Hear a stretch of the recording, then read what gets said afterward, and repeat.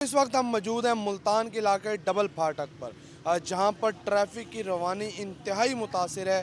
जहां पर 2000 से ज़ायद दुकानें, 25,000 मकानात और लाखों मकीन यहाँ पर रिहाइश है।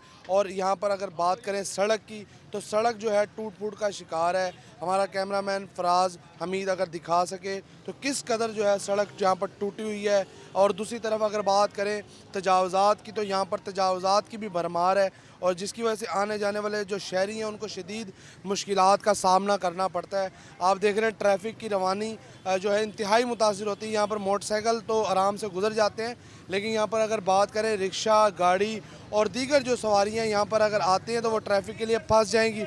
यहाँ तजावज़ात जो हैं इंतहाई ज़्यादा हैं। एक तरफ अगर रेहड़ियाँ लगी हुई हैं, दूसरी तरफ दुकानें हैं, और यहाँ पर हज़ारों की तादाद में दुकानें हैं, मार्केट है, बाज़ार है, सस्ता बाज़ार भी समझा जाता है। लेकिन इसके बावजूद हुकूमत के जो इक़दामात हैं वो नज़र नहीं आते। अगर यहाँ पर सड़क इतनी ज़्यादा टूटी हुई है जिसकी वजह से ट्रैफिक मुतासिर है, दूसरी तरफ जगह बहुत कम है जिससे ट्रैफिक की रवानी मुतासिर होती है।